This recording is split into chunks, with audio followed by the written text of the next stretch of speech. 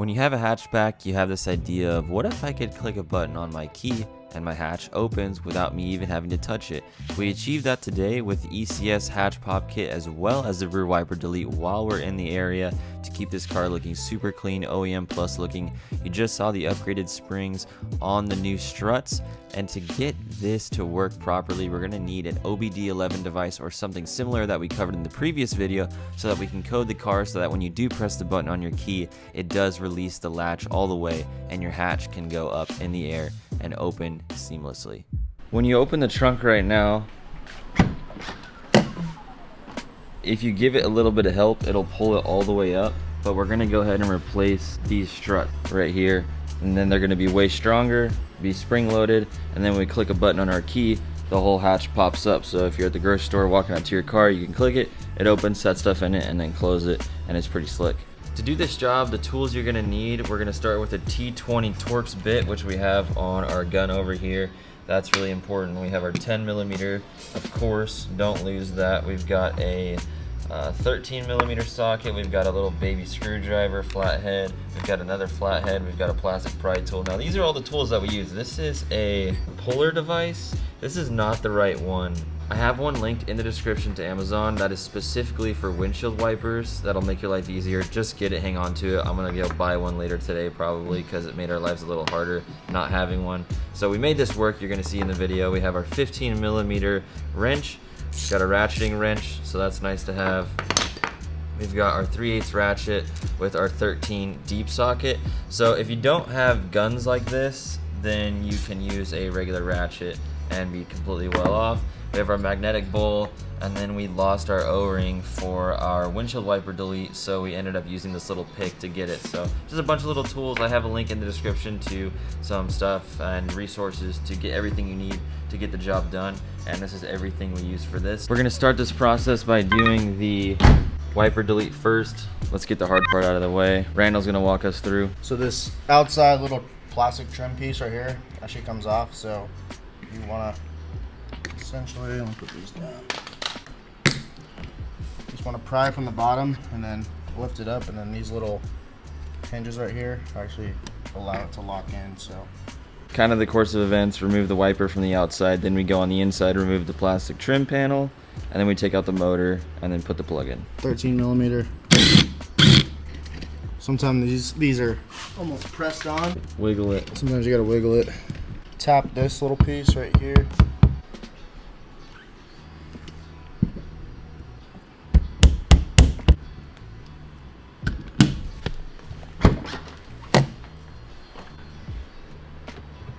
Have access to T20 Torx bit, Torx heads.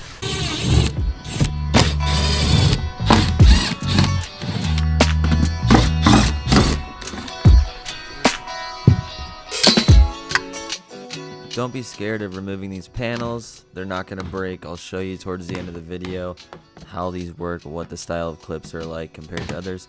These are actually pretty tough. Just make sure you pull them off in these order and you'll be good to go. It makes some pretty aggressive sounds, but you'll be just fine. There are 3 10mm nuts holding the motor for the rear wiper on. Once you remove those, you can unplug the motor and then remove it and then reinstall the nuts so that you do not lose them. Got a really thin O-ring. We just want to make sure that's at the base because that's what's going to keep water from getting in your trunk. We're going to go ahead and lower it. Let's clean it up. When you push it in, it's going to be real obvious when it seats into place. It does kind of have a little bit of a lip where it wants to rest on, but then once you slide it into place, the O-ring will be good. Alright, I got everything maneuvered into place. Check it on the outside real quick. Yes, sir. Take our 15mm wrench.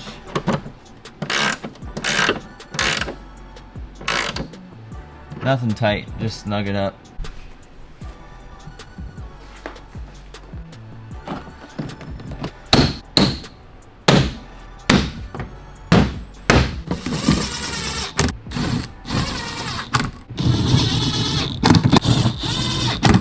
So right here you got a couple little tabs. It's gonna kind of clip in, and then you want to work this little piece to get it tucked into there. On all the other hatchbacks, there's like plastic clips, the ones that you replace over time, but I actually do like how these are metal, and they are replaceable still if they break, but they sound really brutal when you take them off. But I do like the idea of them being metal and the shape they're at, so it seems like you can pull this off as many times as you want, or pull as hard as you want, and you're really not going to break it. It sounds like it, but Randall, do you like these style, or do you prefer the plastic? The plastic, because over time this plastic, the actual housing of this gets brittle. So the part around the metal that's what gets brittle. Yeah, so once you take it off more than once, this actual deal that holds this whole piece in, this piece actually breaks, as to where the plastic clips, they can break and then you can replace those. The weak point is the actual clip, not the actual panel. And that's coming from Randall. Randall's worked on cars his whole life, and I kind of have to agree with him on there. This is fun for now, but I would assume if this car was 15 years old, it might be a little bit of a nightmare, but I'll take it for now. At the end of the day, all plastic clips break no matter really what the style is, but I will agree that these clips are definitely stronger. Cool, we're done with that. We're gonna clean up, and then we'll get started on the struts.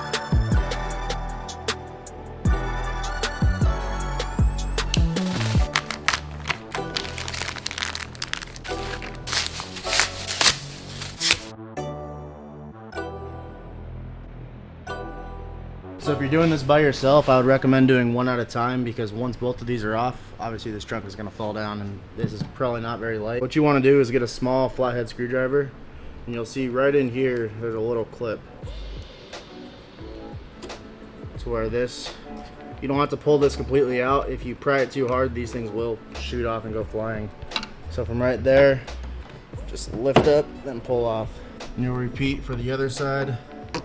You can also, instead of prying up, you can also slide them forward. To install these, you do not have to move the new one. All you have to do is just push it on, and then the spring will open and then lock into place. 13 millimeter. So we're removing the factory little knob here. As you can see, the new ones from ECS are a little bit smaller.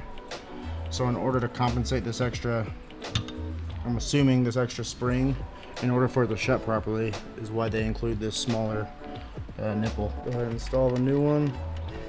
You want to tighten this down to 1 ugajuga. What is 1 ugajuga? About right there, that's about 1 ugajuga. Look it up in the local dictionary. Spring goes on top. And that thing real quick. So with the new struts here, the clips that we actually pried open to pull them off, you don't have to actually touch these. All you do is just pop it on there. Just like so. I think something important is those clips on the end have metal on them that you right there, and that if you have a black car, it's real close to the outside of the car. So when you're taking these off, just be careful, because the last thing I want to see you do is scratch your paint right there. That would be not good. That would definitely be a oh no no no no moment. Randall's a big TikTok guy now. Yeah, his first one go viral, so. That's what they say. Once you get these on, the strut right here, it's gonna slide down, and then it's gonna hit the spring, but then it feels stiff, like it's gonna literally break this. You kind of gotta wear it in. You're not gonna break it. And then now, when you press the VW logo over here, it flies open. So it's gonna take a little time for the springs to wear in and it to feel a little bit easier, but you really gotta want it now. Let's try the key. As mentioned right before this, we did code with OBD11. Oh! I like that, it's the little things. What do you think about that, Randall? It's clean. It's clean. Let's do it one more time, Ferda. Here, you do it. Look at this thing, here we go. Volkswagen Slack, and that should come like that from the factory. She sounds a little rusty. You hear that? Yeah. It's a little character. Check out the taillights when you click it. Click out on the key. I did that last night. A little back and forth. There we go. I want to mention something that I really regret not doing with this car, and that's putting a piece of clear bra at least right here. There are some scratches in the black paint here from like myself and other people loading stuff, it's not that big a deal, but it's something that could have been easily avoidable. Another thing is like, I can see like a huge scratch right here in the clear. It's just black. This is my first black. Oh, there's a huge one right here. Look at that. I don't even know what that's from. This is my first black car. It's not been a pleasant experience or welcoming, but I do like it. I will definitely own a black car again, but I am learning that you got to be very careful with how you clean these things. If you guys want to order these parts for your car, I have a link in the description. If you go to karmaspeed.com, you can grab a white or black jet tag. Super clean. You guys will like those on your keys on your VW. Camo hats, always in plastic, so they're extra fresh. We do have some VW specific products coming out in the near future, so make sure you follow Karma Speed on Instagram right now so that you know when it comes out. Thank you so much for your time. We'll catch you next video.